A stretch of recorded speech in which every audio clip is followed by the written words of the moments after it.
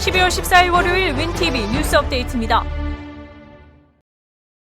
지난 11일 미 식품의약국 FDA가 파이저의 코로나 백신 긴급 사용을 전격 승인했습니다.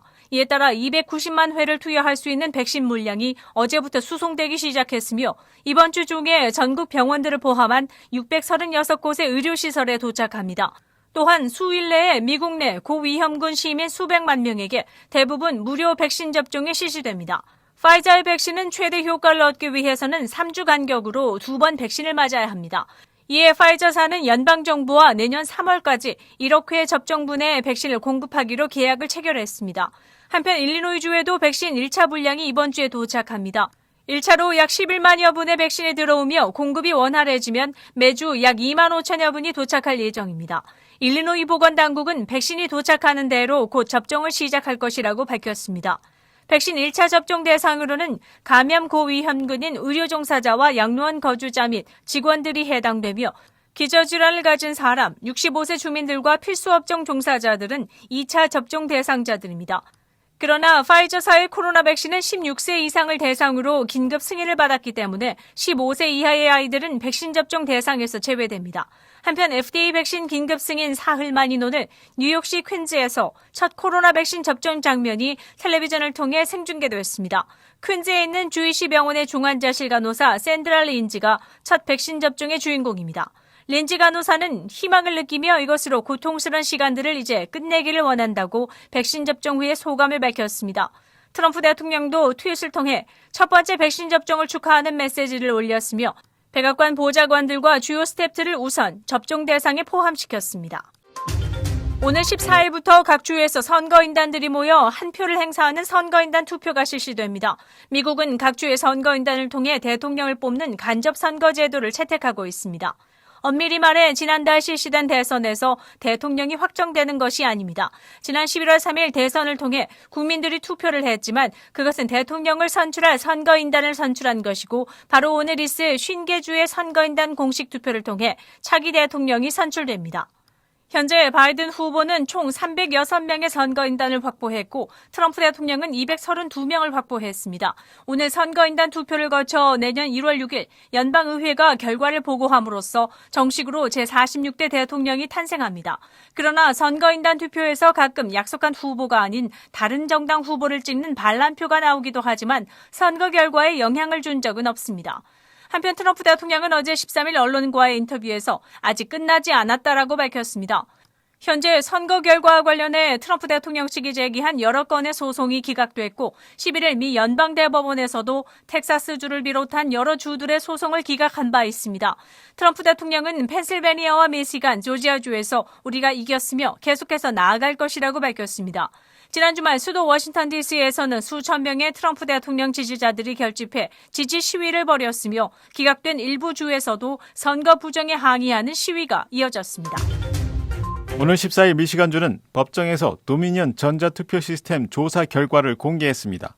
23페이지 분량의 이 보고서는 러셀 램슬랜드 전 공화당 후보가 주도하는 램슬랜드 연구팀이 발표하였는데 도미니언의 시스템이 엄청나게 많은 투표 오류를 발생시킨다고 결론지었습니다.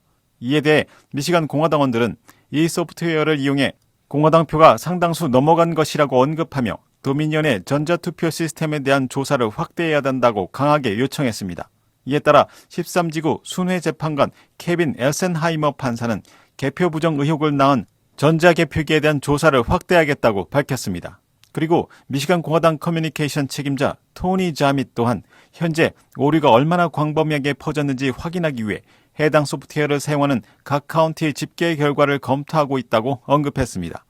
현재 미시간주 총 83개 카운티 중 엔트림 카운티를 포함한 47개 카운티에서 도미니언 선거 시스템 소프트웨어를 사용하는 것으로 확인됐습니다. 지난주 미시간 공화당의 로라 콕스 대표도 기자회견에서 엔트림 카운티에서 공화당 표가 민주당 표로 집계됐다고 밝힌 바 있습니다. 전자개표기의 오류로 트럼프 표 6,000장이 조 바이든 민주당 후보에게 넘어갔습니다.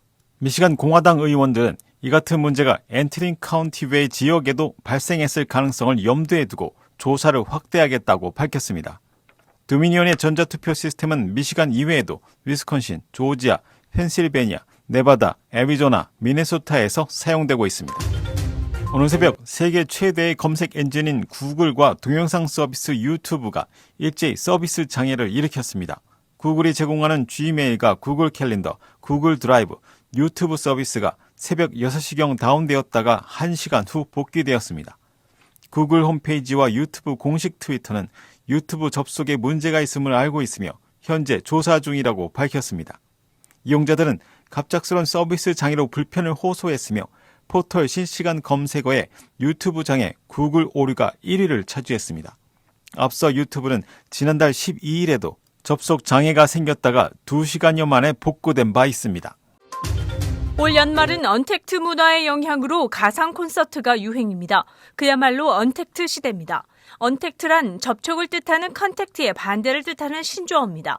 공연계가 이전에 겪어보지 못한 힘겨운 시기를 보내면서 오프라인 공연을 대체할 방법을 찾아가는 중 그동안 볼 수 없었던 다양한 진풍경들이 벌어지고 있습니다.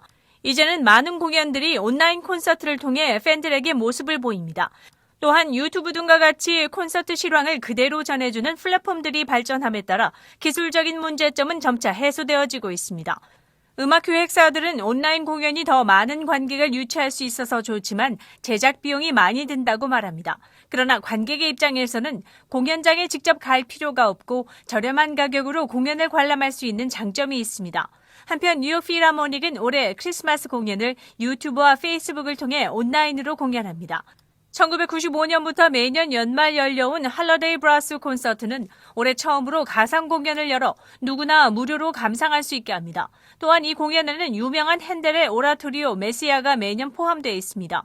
정상급 관현악단과 합창단 그리고 성악가들이 함께 연주합니다.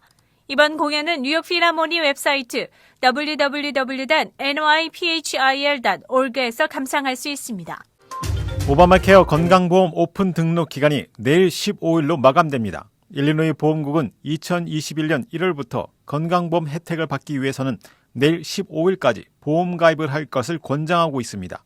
오바마 케어는 8개 보험사에서 179건의 보험이 가능하며 대부분의 카운티에서는 소비자가 선택할 수 있는 보험사가 1개 이상 있습니다. 일리노이 보험국이 셰넌 웰런 임시이사는 팬데믹 기간에 건강보험을 가지고 있는 것은 매우 중요하며 오바마 케어로 기저질환, 예방의료 등 중요한 건강 혜택을 얻을 수 있다고 밝혔습니다.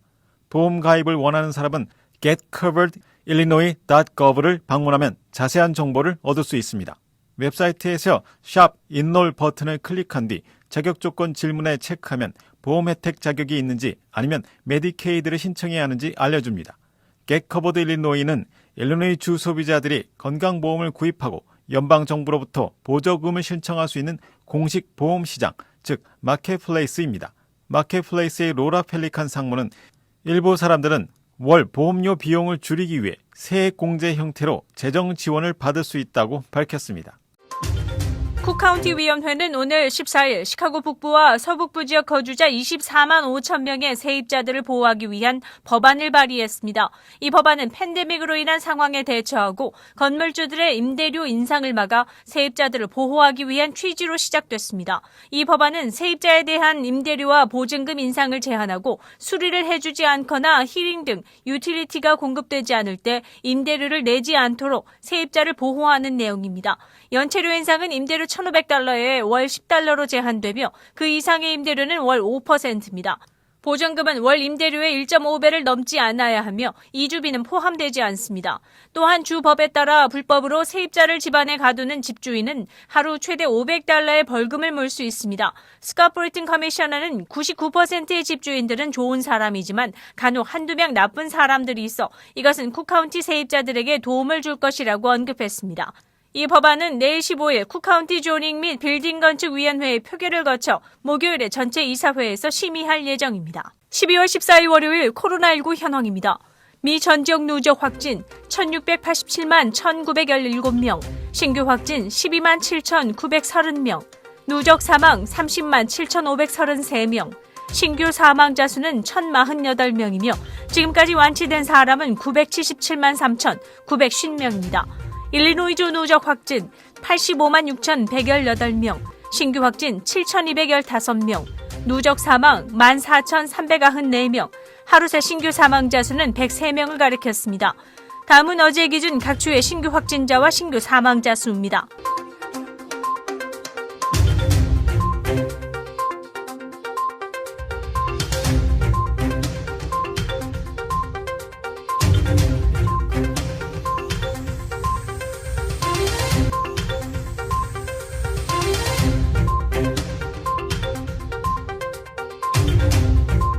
코로나19 관련 자세한 내용은 시카고토털닷컴을 통해 다시 확인할 수 있습니다.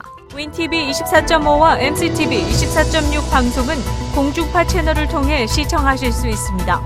코로나19 비상시국 뉴스24에서는 여러분의 제보를 기다립니다.